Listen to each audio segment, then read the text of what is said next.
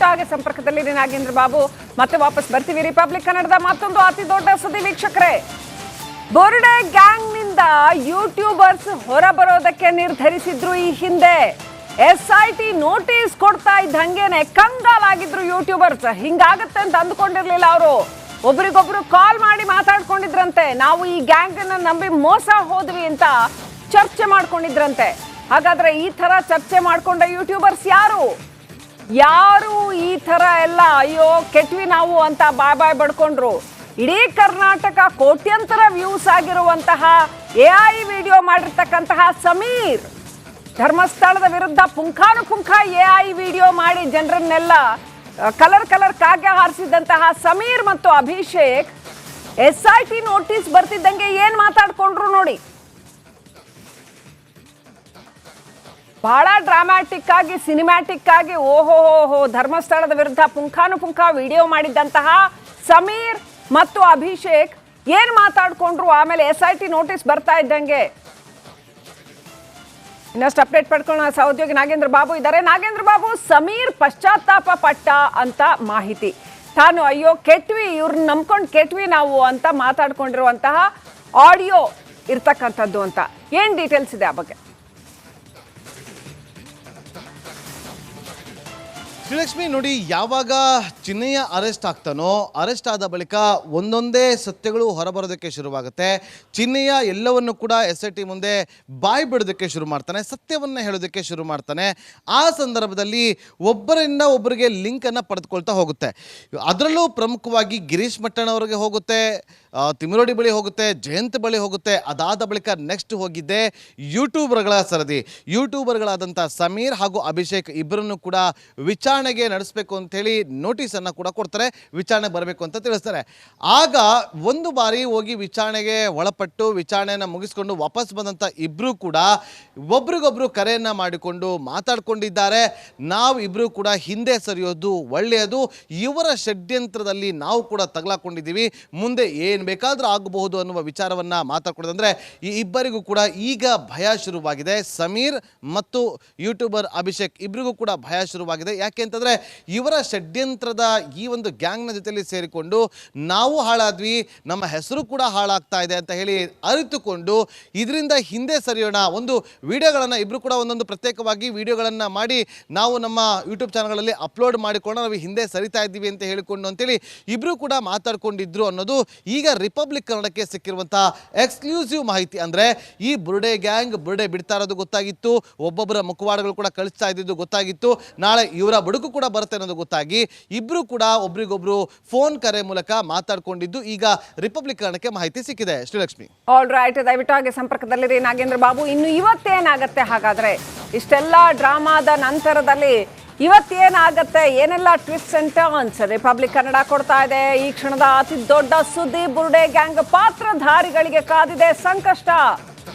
ಇವತ್ತು ವಿಚಾರಣೆಗೆ ಹಾಜರಾಗಲಿದ್ದಾರೆ ಪಾತ್ರಧಾರಿಗಳು. ಈ ಯಕ್ಷಗಾನದಲ್ಲಿ ದೊಡ್ಡ ವೇಷ ಎಲ್ಲ ಬರೋದು ಅಂತ ಹೇಳ್ತಾರೆ, ರಾತ್ರಿ ಆದ್ಮೇಲೆ 2 ಗಂಟೆ ಮೇಲೆ ದೊಡ್ಡ ವೇಷಗಳೆಲ್ಲ ಬರುತ್ತೆ ಅಂತ. ಹಂಗೆ ಇವತ್ತು ಮಟ್ಟಣ್ಣವರ್, ಜಯಂತ್, ವಿಠಲಗೌಡ, ಪ್ರದೀಪ್ ಗೌಡ ಹಾಗೂ ಯೂಟ್ಯೂಬರ್ಸ್ ಸಮೀರ್ ಮತ್ತು ಅಭಿಷೇಕ್ ಇವರೆಲ್ಲರನ್ನು ಕೂಡ ಕರೆಸ್ತಾರೆ ಅಂತ ಹೇಳಲಾಗಿದೆ. ಮನಾಫ್ ಕೂಡ ಇವತ್ತು ಬರಬೇಕಾಗತ್ತೆ.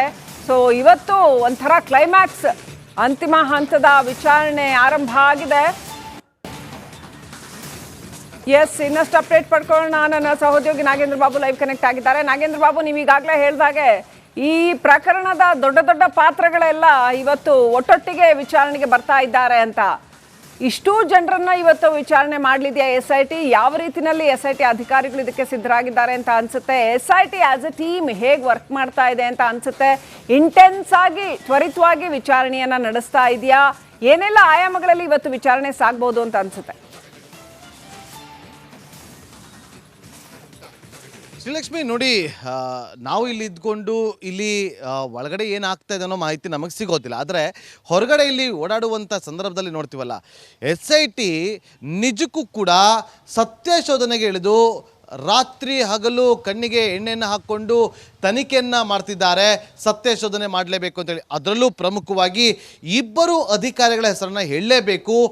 SIT SP ಆಗಿರುವಂಥ ಜಿತೇಂದ್ರ ಕುಮಾರ್ ದಯಾಮ್ ಅವರ ಈ ಒಂದು ಕಾರ್ಯಕ್ಷಮತೆ ಅವರು ಮಾಡಿದಂಥ ಒಂದಷ್ಟು ಪ್ಲಾನಿಂಗ್ಗಳು ಈ ಎಲ್ಲ ಸತ್ಯಗಳು ಹೊರಬರೋದಕ್ಕೆ ಸಾಧ್ಯವಾಗಿದೆ ಅನ್ನೋದು ಸ್ಪಷ್ಟವಾಗಿ ಗೊತ್ತಾಗ್ತಾ ಇದೆ. ಮತ್ತೊಂದು ಕಡೆ SIT SP ಆಗಿರುವಂಥ ಸೈಮನ್ ಅವರು ಈ ಇಬ್ಬರೂ SP ಕೂಡ ತಮ್ಮ ತಂಡವನ್ನು ಒಂದು ರೀತಿಯಲ್ಲಿ ಕಾನ್ಫಿಡೆಂಟ್ಗೆ ತಗೊಂಡು ಇನ್ವೆಸ್ಟಿಗೇಷನನ್ನು ರೈಟ್ ವೇನಲ್ಲಿ ಮಾಡುವಂಥ ಸಂದರ್ಭಕ್ಕೆ ಬಂದಾಗ ಒಂದಷ್ಟು ಅವರ ಮೇಲೆ ಬೇರೆ ಬೇರೆ ಇನ್ವೆಸ್ಟಿಗೇಷನ್ನ ಮಾಡ್ಬೋದಿತ್ತು. ಆದರೆ ಯಾವುದೂ ಕೂಡ ಡೈವರ್ಟ್ ಆಗದೆ ಚಾಚು ತಪ್ಪದೆ ಸಮಾಧಾನಕರವಾಗಿ ಚಾಣಾಕ್ಷತನದಿಂದ ತನಿಖೆಯನ್ನು ಮಾಡೋದಕ್ಕೆ ಮುಂದಾಗುತ್ತೆ. ನೋಡಿ, ಜಿತೇಂದ್ರ ದಯಾಮ ಅವರು ತೆಗೆದುಕೊಂಡಂಥ ಒಂದು ನಿರ್ಧಾರ ಶ್ರೀಲಕ್ಷ್ಮಿ ಇವತ್ತು ಈ ಬುರ್ಡೆ ಗ್ಯಾಂಗ್ನ ಅಷ್ಟೂ ಷಡ್ಯಂತ್ರ ಉಲ್ಟಾ ಹೊಡೆದಿದ್ದು.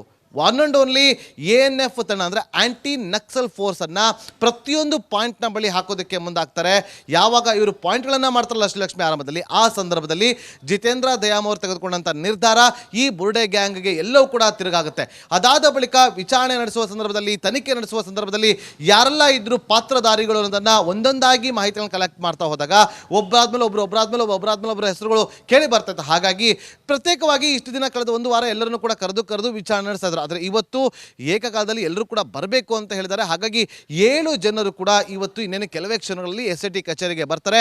ಆ 7 ಜನರಲ್ಲಿ ಗಿರೀಶ್ ಮಟ್ಟಣ್ಣವರ್, ಜಯಂತ್, ಪುರಂದರ ವಿಠಲ್ ಗೌಡ, ಪ್ರದೀಪ್ ಗೌಡ, ಅಭಿಷೇಕ್, ಸಮೀರ್ ಹಾಗೆ ಕೇರಳ ಮೂಲದ ಮನಫ್, ಈ 7 ಜನರು ಕೂಡ ಬರ್ತಾರೆ. ಇವರು 7 ಜನರನ್ನು ಕೂಡ ಇಬ್ಬರು SP ಅಂದರೆ ಜಿತೇಂದ್ರ ದಯಾಮ್ ಅವರು ಹಾಗೆ SP ಸೈಮನ್ ಅವರು ಕೂಡ ಪ್ರತ್ಯೇಕವಾಗಿ ಒಬ್ಬೊಬ್ಬರನ್ನೇ ವಿಚಾರಣೆಗೊಳಪಡಿಸುವಂತಹ ಸಾಧ್ಯತೆಗಳು ದಟ್ಟವಾಗಿ ಕಂಡು ಬರ್ತಾ ಇದೆ. ಇವತ್ತು ವಿಚಾರಣೆ ನಡೆಯುತ್ತೆ. ಅದಾದ ಬಳಿಕ ಮಧ್ಯಾಹ್ನದ ನಂತರ ವಿಠಲ್ಗೌಡ ತೋರಿಸಿದಂತ ಬಂಗ್ಲಾಗೂಡ ಜಾಗ ಇದೆಯಲ್ಲ, ಆ ಜಾಗಕ್ಕೂ ಹೋಗಿ ಇವತ್ತು ಉತ್ಖನನ ಕಾರ್ಯವನ್ನ ಮಾಡುವಂತ ಸಾಧ್ಯತೆಗಳು ದಟ್ಟವಾಗಿದೆ. Srilakshmi, all right, thank you Nagendra Babu ಡೀಟೇಲ್ಸ್ಗಾಗಿ. ಸಮಾಧಾನಕರವಾಗಿ ಚಾಣಾಕ್ಷತನದಿಂದ ತನಿಖೆಯನ್ನು ಮಾಡೋದಕ್ಕೆ ಮುಂದಾಗುತ್ತೆ. ನೋಡಿ, ಜಿತೇಂದ್ರ ದಯಾಮ ಅವರು ತೆಗೆದುಕೊಂಡಂಥ ಒಂದು ನಿರ್ಧಾರ ಶ್ರೀಲಕ್ಷ್ಮಿ ಇವತ್ತು ಈ ಬುರ್ಡೆ ಗ್ಯಾಂಗ್ನ ಅಷ್ಟೂ ಷಡ್ಯಂತ್ರ ಉಲ್ಟಾ ಹೊಡೆದಿದ್ದು. ಒನ್ ಆ್ಯಂಡ್ ಓನ್ಲಿ ANF ತಂಡ ಅಂದರೆ ಆ್ಯಂಟಿ ನಕ್ಸಲ್ ಫೋರ್ಸನ್ನು ಪ್ರತಿಯೊಂದು ಪಾಯಿಂಟ್ನ ಬಳಿ ಹಾಕೋದಕ್ಕೆ ಮುಂದಾಗ್ತಾರೆ. ಯಾವಾಗ ಇವರು ಪಾಯಿಂಟ್ಗಳನ್ನು ಮಾಡ್ತಾರಲ್ಲ ಶ್ರೀಲಕ್ಷ್ಮಿ ಆರಂಭದಲ್ಲಿ, ಆ ಸಂದರ್ಭದಲ್ಲಿ ಜಿತೇಂದ್ರ ದಯಾಮ್ ಅವರು ತೆಗೆದುಕೊಂಡಂಥ ನಿರ್ಧಾರ ಈ ಬುರ್ಡೆ ಗ್ಯಾಂಗ್ಗೆ ಎಲ್ಲವೂ ಕೂಡ ತಿರುಗಾಗುತ್ತೆ.